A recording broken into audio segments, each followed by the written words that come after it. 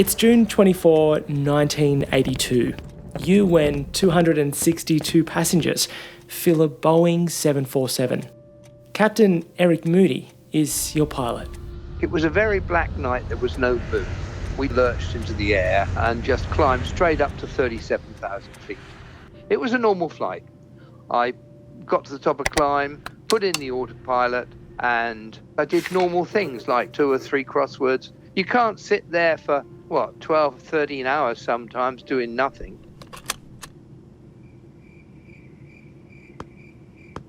Just looking out the window or looking at the instruments, you can do crosswords. London, Bombay, Bombay, KL, KL, Perth, Perth, Auckland. It's going to be a slog. I boarded with a briefcase, and that was it. And in the briefcase were some essentials, including a Sony Walkman, a few other bits and pieces. The cabin mood was pretty good. Good bunch of people. White buzzy people talking, had a meal. Back then, people could still smoke on flights. You know, people smoked on the toilets, they smoked on the galleys, and people were still ordering drinks when it all started to unfold. I could see smoke billowing in around where the air conditioning air comes in around what we would call in England the skirting board. I could smell sulfuric electrical burning smell. The engineer officer began to ruin the evening when he said, number 4 engines failed. What Captain Moody, his crew, or any of the passengers didn't know was a volcano erupted, just as the 747 flew right over it, spewing volcanic ash directly into the plane's engines. Then the flight engineer said, number 2's gone, number 3's gone, and something like, oh goodness me, we've lost the lot. All 4 engines ostensibly failed. They weren't working at all. The plane loses all power. Smoke fills the cabin and Flight 009 is falling from the sky. We went down from 37,000 feet to 12,500 feet. We were working bloody hard, doing checklists, going through the routines of trying to get engines started. It really was a mess we were thinking out. We practiced in the simulator many, many times, 4 engine failures in a jumbo. And this thing did not behave at all like we were told it would happen. And that was the most confusing part of the whole incident. And unless we got some power back, we were doomed. And I didn't want to die. While the death clock was ticking in the cockpit, Captain Moody's way with words were his only win. This time, not in a crossword, but a game-changing cabin announcement.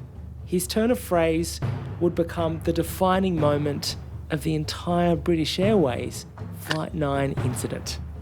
Captain Moody's announcement when things started to go pear-shaped has been described as a masterpiece of British understatement. Good evening again, ladies and gentlemen. It's Captain Eric Moody here. It was short, succinct. We have a small problem. And he wasn't wasting any words. In that all 4 engines have failed. And I trust you're not in too much distress. Not a sign of worry or panic. He had to announce his plans without raising fear level, I guess, in the cabin. There was no sense of panic. And that was the thing that got me. I couldn't hear raised voices. I'd become a little nervous about any change in either noise or vibration in the aircraft. And I felt a tremor, and I looked out the window. And that's when I saw the flames coming out of the back of the engine, saw the red streaks, and I couldn't bear the thought of sitting and watching these flames working their way towards me. And then volcanic ash came pouring up through the cabin, and that's when I pulled down the shades, said, just don't look. I was pretty much convinced at that point we were going to burn to death. Took my passport out of my briefcase and put it in my pocket, simply as a tool so somebody could actually identify my body. I had a pocket knife. I put that in my other pocket because I just have this thing about sharks. you know, and we're going into tropical waters, and there's a lot of them. You know, I've got to have something to defend myself with if I need to, and making sure the boots are off, no socks, rolled my jeans up.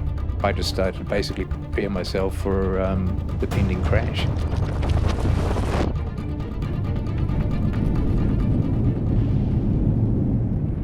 People want to know what happened.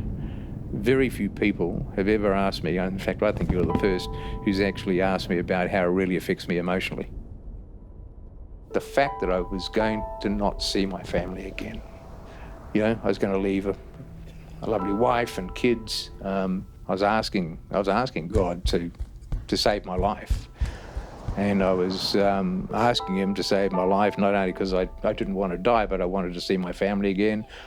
I wanted to see my sons. You know, I had an 8-week-old baby. The 12 minutes that we were without power, sitting there with that eerie silence, would have probably been the longest 12 minutes of my life. We came out of the cloud at 15,000 feet. It took 2,000 or 3,000 feet of clear air before the engines fired up. I mean, if you ask me how many times we tried to start on the way down, I have no idea. It was in the hundreds. We knew that when the engines came on, we started to fly, and of course they actually started to ascend. Everyone was just, hey, we're flying, you know, we're flying, we're not going to die. Captain Moody gave the second announcement. He said we're going to be in Jakarta and we should be landing in 10 minutes. We had no idea that he then had to literally land that plane blind. The landing was probably the most skillful bit of the whole lot, because the front windscreens were sandblasted and in fact had gone opaque, and there was just a little strip, and it wasn't very wide, down the edge of each front window, and it left a little tiny clear strip. And it was a real crew combined effort. The first officer called out the distance and the heights. The engineer monitored the engines, and I sat over the edge until I could see the edge of the runway, and then I stood back into the seat, and the aeroplane virtually landed itself. It was a greaser. It did a beautiful landing.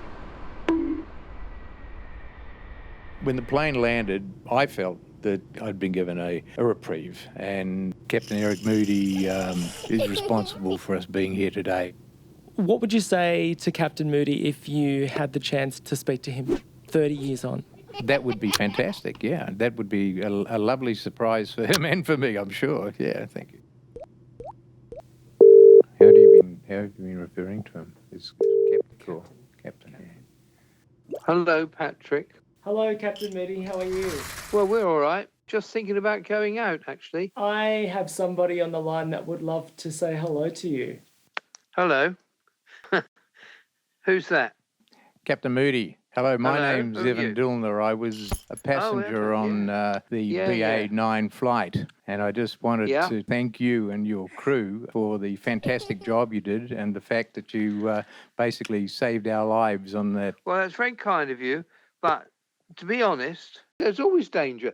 Flying's a very dangerous game.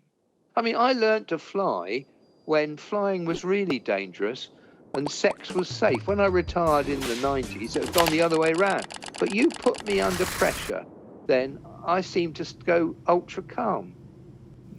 Incredible 24 hours, there's no doubt about that. Yeah. Do you feel like a hero, Captain Moody? I don't know what a hero feels like. I feel like me. I'm pleased I did a fair job. That's all I'll say about it. Yeah. Look, we won't keep you any longer, Captain Moody, but I just wanted to say thank you from the bottom of my heart. Oh, it's a pleasure. I wish you a long and happy life that's left, and I want the same. Yeah, me too. Thank you very much. You look after yourself. Pleasure. Okay. Pleasure. Bye-bye. Bye-bye. The incident and the experience will be with me forever. I just live with it, and it just doesn't go away.